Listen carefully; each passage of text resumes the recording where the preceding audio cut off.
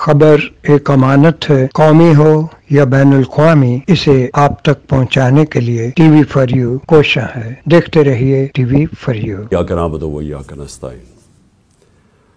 میرے پاکستانیوں، آج میں یہ جو میڈیا کے سامنے آپ بات چیت کرنا چاہتا ہوں اور آپ سب کے لیے، یہ بڑی اہم ہے، اور یہ اس لیے اہم ہے کیونکہ ہمارے ملک کے اندر جب تک قانون کی حکمرانی نہیں آتی اور یہ جنگل کا قانون ختم نہیں ہم کرتے، جو مرضی ہم کر لیں، ہمارے ملک کی کوئی فیوچر نہیں ہے، کوئی مستقبل نہیں ہے۔ میں آج آپ کے سامنے جے آئی ٹی رپورٹ کی فائنڈنگز رکھنا چاہتا ہوں، اور یہ جے آئی ٹی کس لیے بنی تھی؟ جب میرے اوپر قاتلانہ حملہ ہوا۔ یہ جو جے آئی ٹی رپورٹ ہے، یہ ابھی تک جو فائنڈنگز اس کے اندر آئی ہیں وہ میں آپ کے سامنے لانا چاہتا ہوں۔ لیکن میں اس سے پہلے، یہ قاتلانہ حملہ کیوں ہوا؟ اس کے پیچھے کیا تھا؟ تو میں پہلے تو آپ کے سامنے وہ پورا جو ایک ٹریل ہے یہاں پہنچنے کے لیے، کہ کیا کیا راستے میں ایونٹس ہوئے جس کی وجہ سے ہم وہاں پہنچے وزیر آباد پہ، اور اس کے بعد کیا ہوا، اور اس کے بعد میرے چند سوال ہیں، اور مجھے ان کے جواب پتہ ہے، لیکن میں قوم کے سامنے وہ سوال رکھوں گا جب میں یہ آپ کو ہر مرحلے سے لے کے جاؤں۔ سب سے پہلے کیا ہوا؟ رجیم چینج ہوئی، رجیم چینج کی پوری سازش ہوئی۔ مجھے پتہ ہے اس سازش میں کون کون ملوث تھا، کس نے کیا پلاننگ کی، کیا ان کی سوچ تھی، کیسے انہوں نے پیسہ چلایا، کیسے ہمارے ایک آدمی نے فیصلہ کیا گورنمنٹ گرانے کا، کیسے اس نے جب حکم کیا تو ہمارے ایلائز ہمارے سے ہٹے، کیسے ہمارے لوگوں کو امریکن ایمبیسی میں ہمارے بیک بینچرز کو بلا کے بات چیت کی گئی، ان کی میٹنگز کی گئیں، اور وہ سب سے پہلے وہ لوٹا ہوئے، کیسے ان کو پیسے ملے۔ یہ سارا اب عوام سب سمجھ گئی ہے کہ یہ ہوا کیا تھا۔ گورنمنٹ گرا دی، 9 اپریل کو گورنمنٹ گر گئی، لیکن جو 10 اپریل کو ہوا وہ پاکستان کی تاریخ کا ایک پہلی دفعہ ایک اس طرح کا منظر قوم کے سامنے آیا۔ اور وہ کیا ہوا؟ پہلی دفعہ پاکستان کی قوم سڑکوں کے اوپر آئی، لاکھوں لوگ سڑکوں پہ آئے، اور سارے لاکھوں لوگوں نے ایک بات کہی کہ امپورٹڈ حکومت نامنظور۔ یہ کبھی بھی جو پلان کر رہے تھے، جو رجیم چینج کے پیچھے جو ماسٹر مائنڈ تھا، جنہوں نے ساری پلاننگ کی، یہ کوئی بھی نہیں یہ سمجھ رہا تھا کہ پاکستان میں یہ ہوگا، کیونکہ کبھی پہلے ہی نہیں ہوا تھا۔ گورنمنٹس گرائی جاتی تھی، مٹھائیاں بانٹی جاتی تھی۔ تو پہلی دفعہ ایک باشعور، ایک جاگی ہوئی، ایک بیدار قوم سڑکوں پہ نکلی، اور ان کو سمجھ آ گئی کہ یہ کیا ساری گیم ہوئی تھی، اور ہمارے اوپر اس ملک کے نامور ڈاکوؤں کو، جرائم پیشہ لوگوں کو مسلط کر دیا گیا۔ تو قوم کھڑی ہو گئی ان کے خلاف۔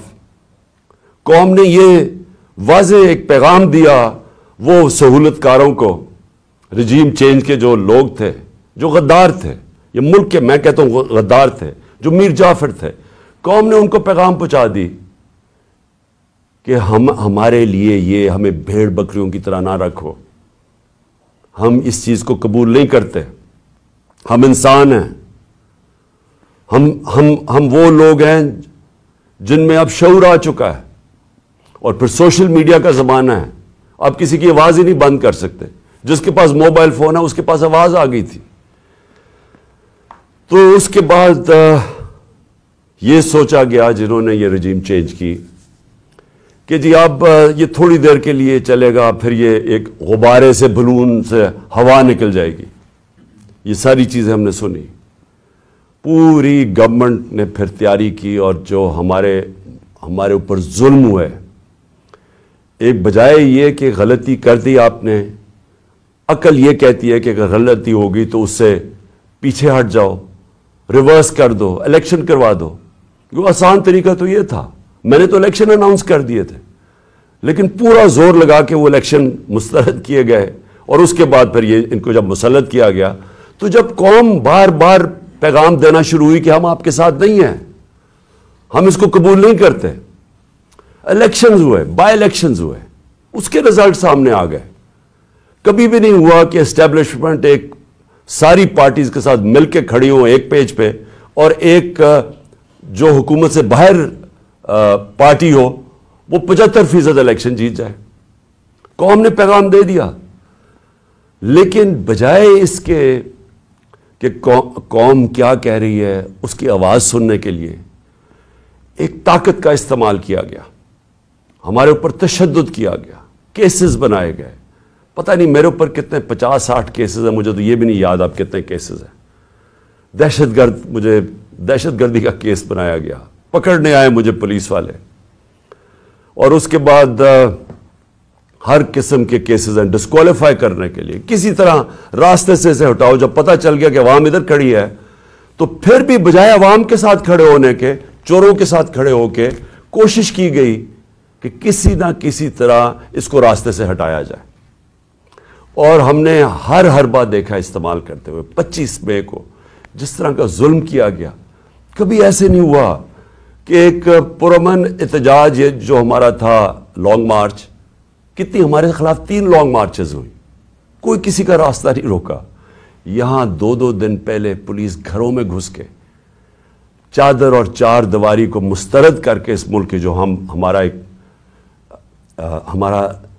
ایک اسلامی کلچر ہے، ہم خواتین کی گھر کی رسپیکٹ ہے اس ملک پہ، کہ ہم اس طرح فیملیز کے گھروں میں نہیں رات کے 3 بجے دوارے چھلان کے پولیس گھس جائے۔ وہ گھسی، ان کو پکڑا، لوگوں کو لے کے گئے، 11 سال کے بچے کو پولیس اسٹیشن لے کے، کیونکہ باپ نہیں تھا اس کو پولیس اسٹیشن لے گئے۔ ایک ہماری 70 سالہ خاتون MP تھیں، ان کو رات گھسیٹ کے پولیس اسٹیشن لے گئے۔ ایسا کبھی نہیں ہوا۔ پھر 25 میں آیا، پھر جو شیلنگ کی اور تشدد کیا، سارا ایک ابھی تک مجھے نہیں سمجھ آئی کہ یہ کس طرح کا مائنڈ تھا، یہ کیسا ذہن تھا کہ بجائے پھر سے عوام کی آواز سننے کے لیے کہ عوام بتا رہی ہے آپ نے غلطی کر دی ہے، نہیں، ان کو ہم بھیڑ بکریوں کی طرح ڈنڈے مار کے ٹھیک کریں گے، یہ مائنڈ سیٹ تھا۔ اور پھر جب دوسرا بائی الیکشن آیا، ساری پارٹیز ایک طرف، اسٹیبلشمنٹ ایک طرف، اس کے باوجود جب 75% الیکشن 7 یا 8 الیکشنز ہم جیت گئے 11 میں سے، اس کے بعد پھر یہ پلان بنایا گیا۔ پہلے بھی ایک پلان بنا تھا مجھے مارنے کا، میں نے کہا کہ میں نے 4 لوگوں کے نام میں نے دے کے اور میں نے باہر ایک ویڈیو بنا کے ملک سے باہر بھجوا دی کہ اگر مجھے کچھ ہوتا ہے تو وہ ویڈیو آ جائے گی۔ اب دوسرا پلان بنا گیا، یہ پلان بی تھا، اور پلان بی اب ان کو پتا تھا کہ اگر مجھے اسی طرح قتل کرتے ہیں تو ان کے اوپر آ جائے گی، تو انہوں نے ایک اور پلان لے کے آئے، اور پلان کہ جی سلمان تاثیر ٹائپ قتل ہو، دینی انتہا پسند جلال اور جوش میں آ کے اس نے عمران خان کو قتل کر دیا، یہ پلان بنا۔ اب میں آپ کو اس کا پلان بتاتا ہوں کہ مجھے کب پتا چلا، لیکن یہ شروع کدھر سے ہوا، کیونکہ یہ JIT کی جو رپورٹ ہے اس کے اندر کافی چیزیں آئی ہیں جو میں بعد میں آپ کو بتاؤں گا، کہ اگر کسی کو کوئی شک ہے کہ یہ باقاعدہ ایک پلان بن کے مجھے قتل کرنے کی اسکیم بنی تھی، وہ جو میں آپ کو چیزیں بتاؤں گا آپ کے سب کے شک دور ہو جائیں گے، کہ آپ کو واضح ہو جائے گا کہ کتنی بڑی یہ پلان کر کے سازش کی گئی تھی، اور کوشش یہ بتانا تھا کہ یہ دینی انتہا پسند نے کیا۔ اب میں آپ کو ذرا بتاؤں کہ یہ سیکوینس آف ایونٹس کیا ہوا ہے۔ 24 اگست ایک وقار ستی ایک ویڈیو لے کے آتا ہے۔ ویڈیو کدھر بنتی ہے یہ میرا بہت بڑا سوال ہے، یہ کون بناتا ہے یہ ویڈیو، اور جیسے بھی اس کے پیچھے جائیں گے آپ کو پتا چل جائے گا، اور مجھے پتا ہے وہ کون تھے کہ کس نے یہ ویڈیو بنائی۔ اور ویڈیو کیا ہے؟ عمران خان نے توہین رسالت کر دی، توہین مذہب کر دیا، اور اس کے بعد جناب وہ ویڈیو آگے نکلتی ہے. جاوید لطیف پریس کانفرنس کرتا ہے 14 تاریخ کو، 14 سپٹمبر کو، اور وہ یہ کہتا ہے کہ جناب عمران خان نے بڑا ظلم کر دیا دین کے خلاف، بڑا یہ اس نے لوگوں کے اندر وہ کیا ہے کہ اس نے دین کی کیونکہ کیا ہے تو لوگوں میں اب بڑا غصہ ہے اس کے خلاف. پھر مریم نواز، بڑا اس کو دین کی پرواہ ہے، وہ بہت تکلیف لیتی ہے کہ کچھ کوئی دین کے خلاف بات نہ کر دے، تو مریم نواز کو بھی جوش آ جاتا ہے اور وہ 15 سپٹمبر کو وہ بھی پریس کانفرنس کر دیتی ہے. اس سے پہلے میں بھول جاؤں کہ ایک ملک کا ایک بہت بڑا دینی آدمی رانا ثناء اللہ، اس کو بھی جوش آتا ہے. وہ 14 تاریخ کو ایک پریس کانفرنس کرتا ہے کہ جی وہ عمران نے لوگوں کو بڑا غصہ چڑھا دیا کہ اس نے دین کے خلاف بولا. اور پھر ایک اور بڑا دینی آدمی خواجہ آصف، بڑا جی اس کو بھی دین کی بڑی فکر ہے، وہ بھی پریس کانفرنس کر دیتا ہے اور یہ کرتا ہے 10 اکتوبر کو، اور یہ بھی کہتا ہے کہ جناب عمران خان کو اس کو قوم کو معاف نہیں کرنا چاہیے اسے کیونکہ اس نے دین کے خلاف. وہ ویڈیو کے اوپر سارا ایک ویڈیو بنتی ہے. یاد رکھیں وہ ویڈیو بنتی کدھر سے، اس سے پہلے پی ٹی وی. اب پی ٹی وی آپ سمجھ جائیں کہ اس کے پیچھے کون ہوگا. 4 دن پی ٹی وی کو حکم ملتا ہے کہ عمران کے خلاف پورا کیمپین کریں کہ اس نے دین کی توہین کی ہے.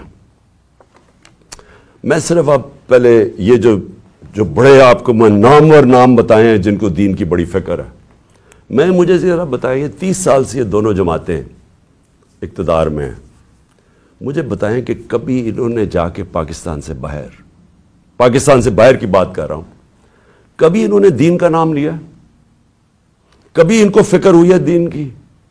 یہ ان کی آپ سٹیٹمنٹس اٹھا کے دیکھیں، یہ باہر جا کے ایک ہی بات کرتے رہے. میں 90 کی دہائی سے بات کر رہا ہوں کہ جی ہمیں مدد کر دو، مغرب امریکہ ہمیں مدد کر دے، کیونکہ اگر ہم نہیں ہیں تو دینی انتہا پسند پاکستان کے اوپر آ جائیں گے، بنیاد پرست دین کو پاکستان کے اوپر چھا جائیں گے. کیونکہ یہ ڈراتے تھے ایران کے اندر جب خمینی کی انقلاب آیا، اسلامی انقلاب آیا، تو یہ ہمیشہ جا کے مغرب کو خوش کرتے تھے کہ پاکستان میں بھی وہ انقلاب آ جائے گا اگر ہماری اب مدد نہیں کرتے.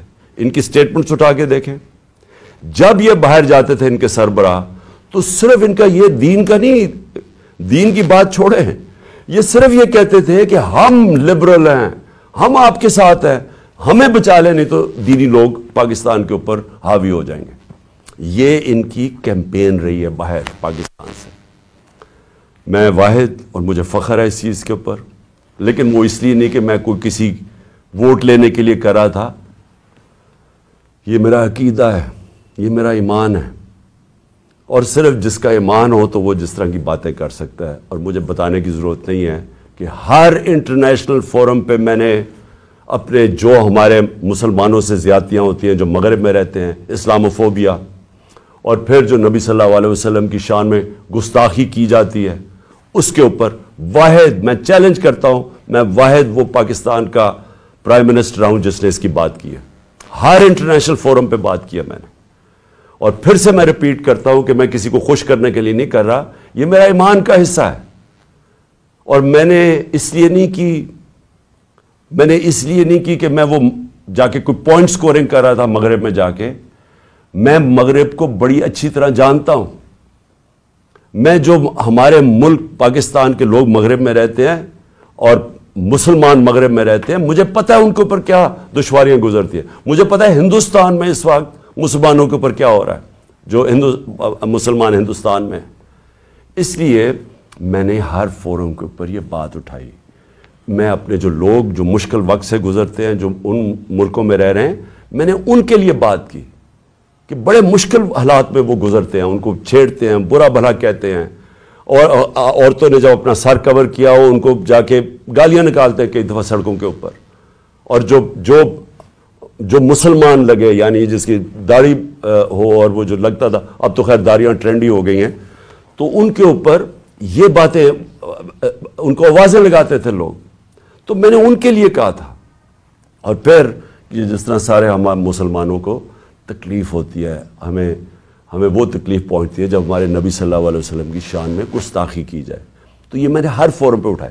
اس کے اوپر یہ پروگرام تیاری ہو رہی ہے کہ جناب وہ آدمی دین کی توہین کر رہا ہے، اور یہ اس لیے نہیں کر رہے تھے کہ ان کو یہ جو لوگ ہیں، یہ جو لٹیروں کے میں نام لے رہا ہوں، یہ سارے نامور ڈاکو ہیں جن کے میں نے نام لیے. رانا ثناءاللہ بدماش ہے، سارا فیصل آباد میں جانتا ہے، ان کو کوئی دین سے تعلق نہیں ہے. یہ سارا پلان بن رہا تھا، یہ ایک سکرپٹ کے مطابق چل رہے تھے.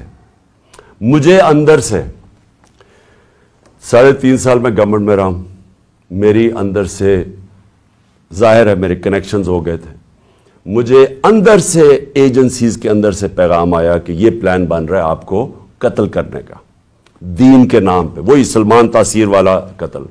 تو میں نے پھر 2 جلسوں کے اندر اس کی بات کی. میں نے 7 اکتوبر کو میرا ایک جلسہ تھا، اور اس سے پہلے 24 سپٹمبر کو میرا جلسہ تھا.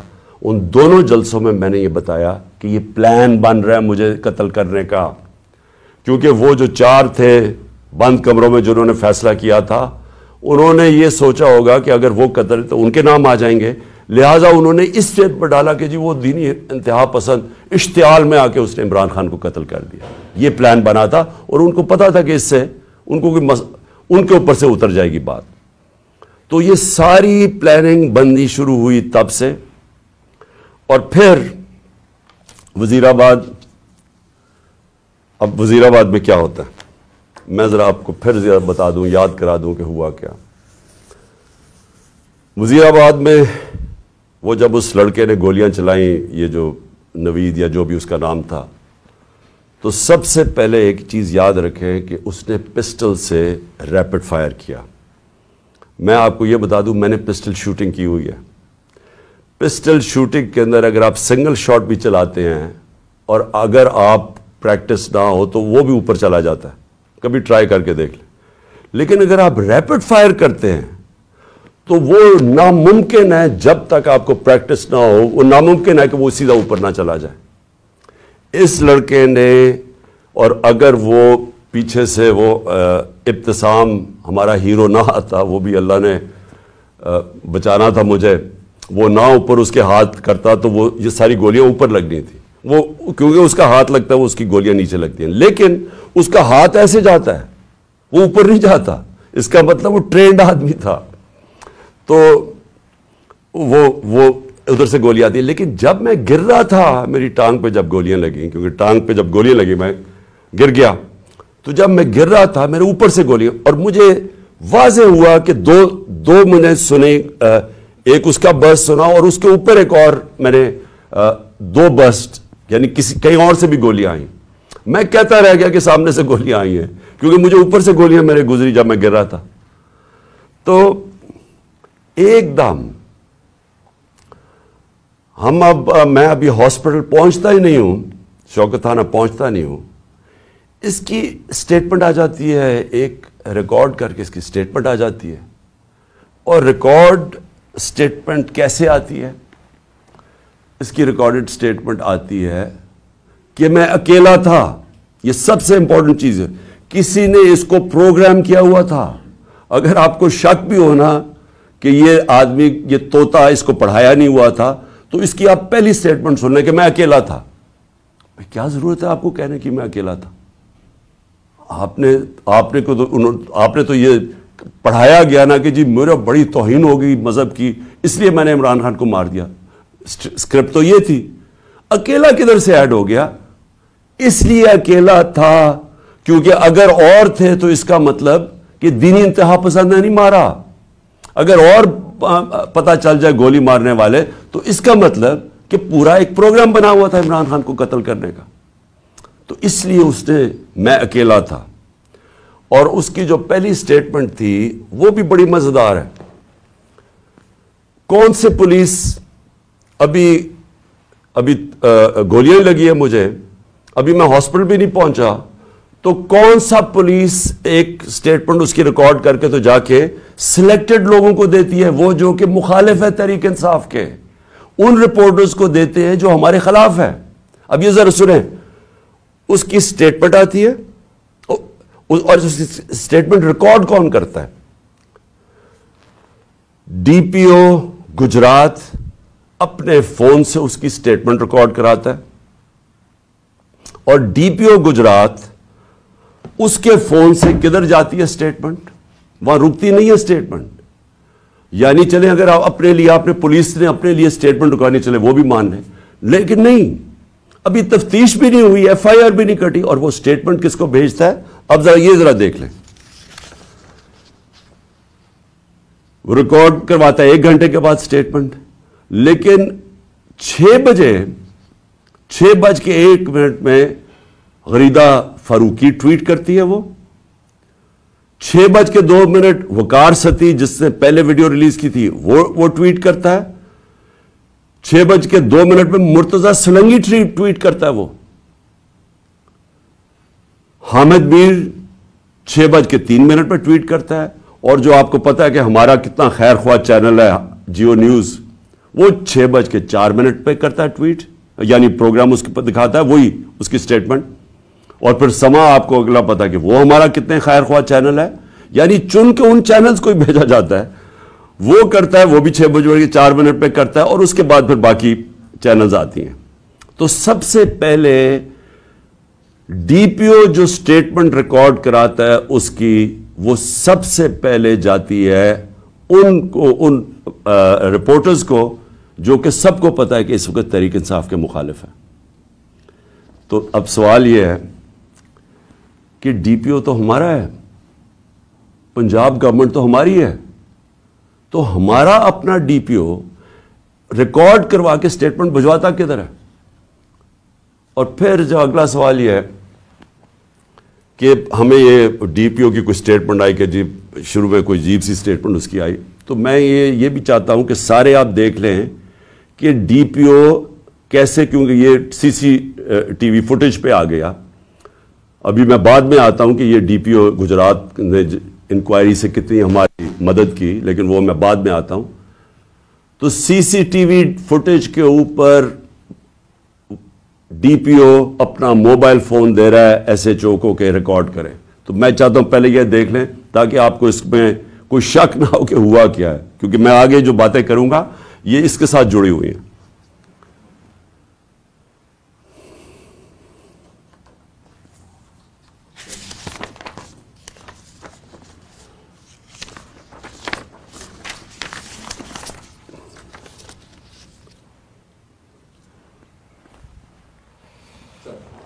अच्छा जी, अब जरा आगे कहानी जाती है।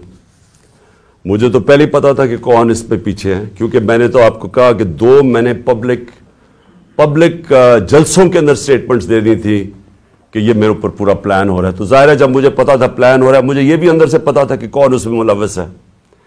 अब मैंने 3 नाम, जब मैं हॉस्पिटल पहुंचा मैंने 3 नाम दे दिए कि ये 3 लोग हैं जो कि इसमें मुलव्वस हैं। अब ये याद रखें कि एफआईआर होती क्या है, फर्स्ट इंफॉर्मेशन रिपोर्ट का मतलब होता क्या है। मुझे गोलियां लगी हैं, मेरा ये हक है कि मैं जिनको समझता हूं कि इसके अंदर जिनमें जो शक है मुझे, उनका मैं नाम दूं ताकि इन्वेस्टिगेशन शुरू हो। गवर्नमेंट हमारी पंजाब में, मैं पार्टी का हेड जिसकी गवर्नमेंट पंजाब में है, और हम वो स्टेटमेंट नहीं रिकॉर्ड करवा सकते। मेरा पहला सवाल है क्यों? कौन था जो कि रोक रहा था इस स्टेटमेंट को? कौन डर रहा था तफ्तीश से? मैंने जब ये नाम लिए तो इनके ऊपर तफ्तीश होनी चाहिए थी, मेरा राइट है। लेकिन मैं पार्टी का सरबराह, एक्स प्राइम मिनिस्टर, हमारी गवर्नमेंट पंजाब में, मैं एफआईआर आज तक नहीं कटवा सका। कौन रोक रहा था? कौन इतनी बड़ी ताकत थी जो कि गवर्नमेंट जो हमारी पंजाब में है उससे भी ज्यादा बड़ी ताकत थी को रोक सकती थी इसको? ये मेरा सबसे बड़ा पहला सवाल है कि ये रोका गया, मैं एफआईआर रजिस्टर नहीं करवा सका। और आखिर में जो एफआईआर रजिस्टर करवाई गई उसमें वही स्क्रिप्ट के मुताबिक एक शूटर रखा था। तो अब ये जीआईटी की रिपोर्ट बड़ी रेलेवेंट है जो कि अब आगे इधर से निकलती है। पहले तो उसके बाद क्या होता है, हम پوری کوشش کرنے کے بعد فیل ہو جاتے ہیں ایف آئی آر ریکارڈ کروانے کے لیے. اس کے بعد جے آئی ٹی بن جاتی ہے. اب جے آئی ٹی کی فائنڈنگز کیا آتی ہیں؟ اب تک جے آئی ٹی کی فائنڈنگز کیا ہیں؟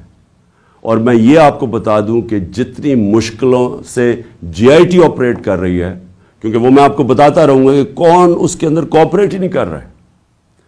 جب جے آئی ٹی نے ڈی پی او کو کہا کہ آپ کا ہمیں موبائل فون کی ضرورت ہے، ہمارے نیچے پنجاب گورنمنٹ کے نیچے ڈی پی او منع کر دیتا ہے. ڈی پی او واضح کہہ دیتا ہے کہ میں نہیں آپ سے کوآپریٹ کرتا، آتا بھی نہیں ہے. اب ہمارے ہوتے ہوئے ہمارا ڈی پی او گجرات، اس کو اب عدالت کے ذریعے بلایا جائے گا جے آئی ٹی کے اندر. پھر کیا ہوتا ہے؟ وہ جو شام کو جب ایک دفعہ ڈی پی او اس کی سٹیٹمنٹ ریکارڈ کر دیتا ہے، 8 گھنٹے کے لیے اس کو نوید کو سی ٹی ڈی اٹھا لیتی ہے. سی ٹی ڈی پھر ایک اور ویڈیو ریلیز کرتی ہے رات کے 12 بجے. اور سی ٹی ڈی کا کیا کام تھا اس ویڈیو کو ریلیز کرنا؟ پھر ایک اور چیز ہے کہ سی ٹی ڈی جب وہ ویڈیو ریلیز کرتی ہے، جو اس کی بیک گراؤنڈ ہے وہ چینج کر دیتی ہے بعد میں. پھر سی ٹی ڈی کے جو اس آدمی کو جو ملوث تھا، اس کو جب بلایا جاتا ہے جے آئی ٹی میں، وہ بھی منع کر دیتا ہے کہ میں نہیں آتا. پھر سے پنجاب گورنمنٹ کے نیچے ہے، وہ منع کر دیتا ہے کہ میں نہیں کوآپریٹ کرتا.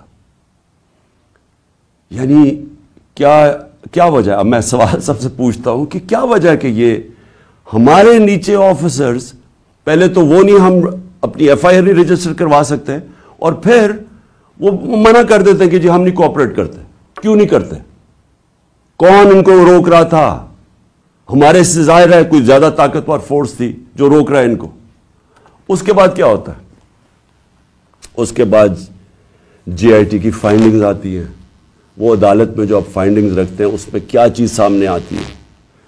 نمبر 1 کہ 3 شوٹر تھے، 2 نہیں تھے، 3 شوٹر تھے. ایک تو وہ نوید جس نے گولیاں ماری، دوسرا ایک اوپر سے جو گولیاں، جو میں کہہ رہا تھا اوپر سے آئی گولیاں، وہ اب وہاں بھی ان کے جو گولیوں کے جو شیلز ہوتے ہیں وہ وہاں ملے اوپر. 8 غالباً اوپر ملے، 10 نیچے ملے، اور 2 اور نیچے ملے جو اور مختلف بندوق سے چلائے ہوئے تھے. جو گارڈز تھے ہمارے اوپر، ان کی فورینزک جب ٹیسٹ کرایا گیا کسی کی بھی گولی نہیں چلی تھی، کیونکہ جو گارڈ سب سے قریب تھا اس کے تو 6 گولیاں اس کے اندر سے نکلی، تو وہاں تو کسی کے پاس بھی نہیں تھا. اور پھر یہ بھی چیز سامنے آ گئی کہ معظم جو تھا، جو معظم شہید ہوا، وہ آپ کوئی بھی، اگر آپ کو سوشل میڈیا پہ وہ ویڈیو مل سکتی ہے، اس کا سلو موشن دیکھ لیں. وہ معظم جب جاتا ہے اس کے پیچھے، تو جیسے ہی اس کے سامنے آتا ہے نوید کے، اس کو گولی لگتی ہے. وہ گولی نہ آگے سے لگتی ہے نہ کنٹینر سے لگتی ہے، وہ گولی کہیں دور سے آ کے لگتی ہے اس کے اس طرف. اور وہ نوید کے لیے وہ گولی تھی. معظم راستے میں آ گیا، کیونکہ یہ لیاقت علی خان والا ٹائپ انہوں نے انسیڈنٹ بتانا تھا، کیونکہ فوری طور پہ جو ایک آدمی کو مار کے کہیں جی بس ایک آدمی ہم نے مار دیا، تو وہ بچ گیا نوید، اور معظم شہید ہو گیا. اچھا، اب نہ وہ کوآپریٹ کر رہے ہیں، نہ ہماری جو ہم چاہ رہے تھے کہ اس وقت تو ایکس پرائم منسٹر پہ ہوا ہے، ساری گورنمنٹ کوآپریٹ کرے گی. ہمیں تبھی پتا چل گیا جب میں ایف آئی آر رجسٹر نہیں کروا سکا کہ کوئی کوآپریشن نہیں ملے گی. پھر ایک اور ہے جو اس کا موبائل فون ہے. C T D, J I T نے اس کے موبائل فون کے اوپر فورینزک کرانے کے لیے اس ادارے کو دیا جو فیڈرل گورنمنٹ کے نیچے ہے، کہ بتائیں جناب کہ اس کو کالز کدھر کدھر سے آئی ہیں. اس ادارے نے منع کر دیا کہ نہیں ہم نہیں دیتے. کیوں نہیں دیتے؟ کیا وجہ ہے اس کی؟ تو اس سے آپ خود، سر میں چاہتا ہوں کہ آپ خود ذرا سوچ لیں کہ یہ ہو کیا رہا ہے، کہ یہ ملک کے اندر بجائے آپ یہ سوچیں کہ ملک کے سربراہ کو قتل کرنے کی سازش ہے، یہ ساروں کو مدد کرنی چاہیے، وہ کوئی مدد نہیں کر رہا. وہ تو چھوڑے فیڈرل ادارے کو، اپنے جو نیچے پولیس کام کر رہی ہے وہ نہیں مدد کرنے کے لیے تیار. اب آگے چلیں. اب بات بڑی سمپل رہ گئی ہے. میرا یہ سوال یہ ہے کہ کون کون لوگ اس کے اندر ملوث ہو سکتے ہیں؟ مجھے پتا ہے کون ہے وہ. میں صرف اب سوال چھوڑنے لگا ہوں سب کے لیے، اپنی قوم کے لیے، کہ یہ جب میرے یہ جو ہوا اس کے اندر میں چاہتا ہوں کہ قوم خود سوچ لے کہ اگر یہ ملک کے ایکس پرائم منسٹر سے ہو سکتا ہے تو باقی قوم کے اندر لوگوں کی کیا حیثیت رہ گئی. یعنی جب ہم قانون کی حکمرانی کی بات کرتے ہیں تو اس کا مطلب یہ ہوتا ہے کمزور اور طاقتور ایک ہی قانون سب کے لیے. تو یہاں تو اب واضح ہو جانا چاہیے کہ اگر ایکس پرائم منسٹر اور سب سے بڑی پارٹی کے سربراہ اگر اس سے زیادہ طاقتور لوگ ہیں تو وہ بھی نہیں انصاف لے سکتا. جو زیادہ طاقتور ہے ان کا رول چلتا ہے، جنگل قانون ہے پاکستان میں. تو میرے آپ سوال ہیں، میں سب سے پہلے پھر شروع کرتا ہوں. ویڈیو کس نے بنائی جس میں یہ بتایا چن کے چیزیں جمع کر کے بتایا گیا جی عمران خان نے توہین مذہب کر دی؟ وہ کون تھے؟ وہ کون سا ادارہ تھا؟ مجھے پتا ہے وہ کون سا ہے، لیکن میں آپ سب کے سامنے چھوڑ رہا ہوں. اور میں امید کرتا ہوں کہ جب یہ جے آئی ٹی ان لوگوں کو بلا کے سوال پوچھے گی تو ہم سب کو بتا سکیں گے وہ کون ہے. دوسرا کہ جو میں پہلے کیوں نہیں ایف آئی آر میں کروا سکا؟ وہ کون پاور تھی جس نے روکا ایف آئی آر کو؟ مجھے پتا ہے وہ کون تھی، لیکن یہ میں سوال چھوڑتا ہوں. ڈی پی او گجرات کے اوپر میرے دو سوال ہیں. کس نے ان سے کہا تھا کہ یہ ویڈیو بھیجے ان صحافیوں کی طرف؟ کس نے کہا تھا کہ پہلے ان کے ہمارے مخالف صحافیوں کے پاس ویڈیو کیسے پہلے پہنچ گئی؟ کس نے بھجوائی تھی؟ کس نے ان کو حکم کیا تھا؟ مجھے پتا ہے وہ کون تھا. اور پھر سی ٹی ڈی، کس نے کہا تھا سی ٹی ڈی کو یہ ویڈیو بنانے کا جو انہوں نے رات کے 12 بجے دوسری ویڈیو ریلیز کی؟ وہ کون تھا؟ وہ پنجاب گورنمنٹ تو نہیں تھی. تو وہ کون، کس نے ان کو کہا تھا کہ آپ بھیجیں؟ اور پھر وہ پیچھے بیک گراؤنڈ چینج کرنے کی کیا ضرورت تھی؟ اگر آپ کو کسی چیز کا ڈر ہی نہیں، آپ تفتیش کر رہے ہیں، تو یہ ایک دم وہ چینج کیوں کرنے، کیوں ثبوت چھپا رہے تھے؟ اور پھر جے آئی ٹی کے اندر سے چیزیں لیک ہوئیں اور ایک مخالف ہمارے جو بڑا ہمارے اگینسٹ بولتا ہے اس اینکر کو پہنچائی گئی. وہ کس نے پہنچائی تھی؟ کون تھا ہمارے جے آئی ٹی کے اندر کہ جے آئی ٹی کے اندر سے؟ اور یہ ایک جرم ہے کہ کوئی جے آئی ٹی کے اندر سے انفارمیشن لیک نہیں کر سکتا جب تک وہ عدالت میں نہ جائے. میں جو آپ کے سامنے چیزیں لے کے آ رہا ہوں یہ ساری عدالت میں جا چکی ہیں. اس عدالت کے اندر ایک پولی گراف ٹیسٹ کیا ہے. پولی گراف ٹیسٹ وہ ہوتا ہے جب آپ ایک انسٹرومنٹ ہوتا ہے وہ جب لگا کے آپ کے دل کے اوپر لگایا ہوتا ہے تو وہ جب آپ سے سوال پوچھتے ہیں تو اس میں پتہ چلتا ہے کہ آپ سچ بول رہے ہیں جھوٹ بول رہے ہیں. تو اس نوید کے اوپر جب انہوں نے وہ ٹیسٹ کیا تو پولی گراف ٹیسٹ کے اندر دو چیزیں واضح سامنے آ گئیں. ایک، جب نوید سے پوچھا گیا کہ آپ کے ساتھ کن کن لوگوں نے، صرف ایک آدمی کے علاوہ کسی نے آپ کو کانٹیکٹ کیا تھا؟ اس نے کہا نہیں کیا تھا. جھوٹ نکلا. وہ جھوٹ اس لیے واضح ہو گیا کہ اس کے پیچھے پورا ایک پلاننگ ہوئی تھی، اس کو پورے تیار کر کے بھیجا تھا. دوسرا، اسے سوال پوچھا گیا کہ کیا آپ کو ٹریننگ تھی پسٹل شوٹنگ کی؟ اس نے کہا کوئی ٹریننگ نہیں تھی. وہ پھر جھوٹ صاحب آ گیا پولی گراف کے اوپر، کیونکہ ظاہر ہے وہ ٹرینڈ آدمی، اس کی ٹریننگ کروا کے بھیجا گیا تھا. تو سارا جو انہوں نے پورا کیس بلڈ کیا تھا کہ ایک دینی انتہا پسند نے عمران خان کو قتل کیا اور اسے شروع میں تو کہا کہ میں نے مار دیا ہے، تو وہ جو سارا کیس تھا وہ سارا کیس انہی جے آئی ٹی کی فائنڈنگ سے ختم ہو جاتا ہے. جس وقت 3 شوٹر آ گئے تو اس کا مطلب ایک پلان طریقے سے یہ اسیسینیشن اٹیمپٹ تھی. اور جب اس کے اوپر یہ بھی چیزیں واضح ہو گئی کہ اس کو ٹرین کیا ہوا تھا، تو اور پھر یہ بھی پتہ چل گیا کہ یہ کوئی دینی آدمی نہیں تھا. جس طرح وہ جو میں نے خواجہ آصف وغیرہ کے نام لیے ہیں، رانا ثناء اللہ وغیرہ کے اور مریم نواز کے، یہ کوئی دینی لوگ نہیں ہیں. اسی طرح یہ بھی کوئی دینی آدمی نہیں تھا کہ جس کو بڑا اشتعال میں آ کے یہ کچھ کرے، تو یہ بھی ایک پلانڈ اسیسینیشن اٹیمپٹ تھا۔ میں آخر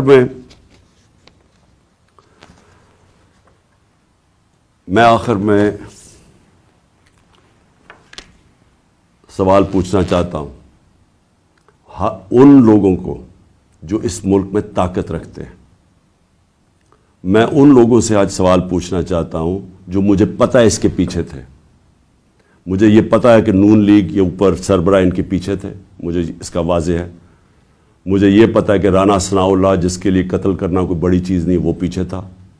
مجھے پتہ ہے کہ شہباز شریف جس نے ایکسٹرا جوڈیشل کلنگ میں اس کے اوپر رپورٹ ہے 97 سے 99 تک کہ اس نے کتنے لوگ پولیس مقابل میں قتل کروائے تھے۔ عابد باکسر کی سٹیٹمنٹ ہے کہ کیسے شہباز شریف ان سے لوگوں کو قتل کرواتا تھا۔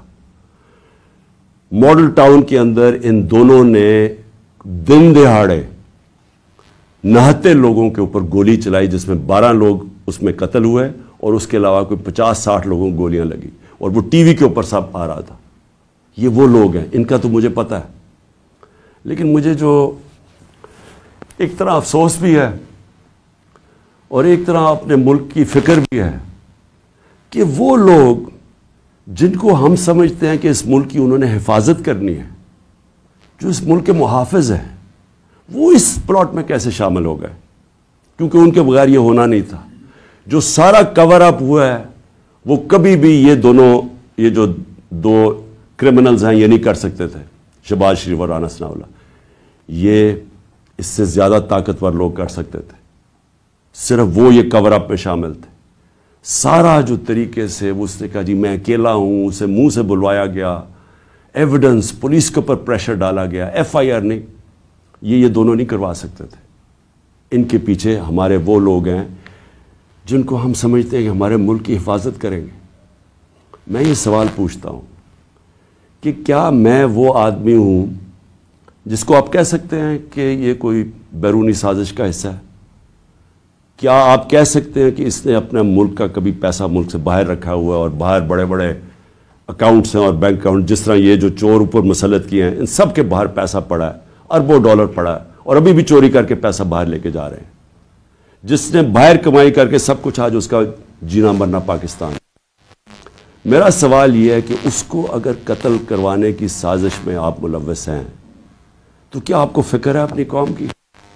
اگر ملک کی سب سے بڑی پارٹی کے سربراہ کو آپ قتل کروا دیتے ہیں، جو واحد فیڈرل پارٹی ہے پاکستان میں، قوموں کو پولیٹیکل پارٹیز اکٹھا رکھتی ہیں، اگر قوموں کو صرف فوج کے ذریعے اکٹھا رکھتے تو ایسٹ پاکستان علیحدہ نہ ہوتا۔ ایسٹ پاکستان کی جو پاکستان کی سب سے بڑی پارٹی تھی، اس کے خلاف جب اپنے ملک کی اسٹیبلشمنٹ چلی جاتی ہے اور وہ ملک ٹوٹ جاتے ہیں۔ اگر آپ وہ پارٹی کے سربراہ کو ختم کرنا چاہتے ہیں جو واحد اس وقت ملک کا ایک ملک کی فیڈریشن کی اس وقت ایک ہی آدمی ہے جس کی ساری جگہ ووٹ بینک بھی ہے، جو اکٹھا بھی ہو سکتا ہے، تو یہ کس کے لیے کیا جا رہا ہے؟ کیا یہ پاکستان کی بہتری کے لیے کیا گیا؟ مجھے پتہ ہے کون تھے، اور مجھے افسوس سے کہنا پڑتا ہے مجھے بڑے افسوس سے کہنا پڑتا ہے کہ جب مجھے گولیاں لگی اور جب میں تب سے 3 مہینے یہ میری ٹانگ کو ٹھیک ہونے میں 3 مہینے لگیں گے، کیونکہ جب آپ کی نچلی ٹانگ ٹوٹتی ہے وہ 3 مہینے لگتے ہیں اس کو ہیل ہونے میں۔ تو میں 2 کمروں میں بند ہوں۔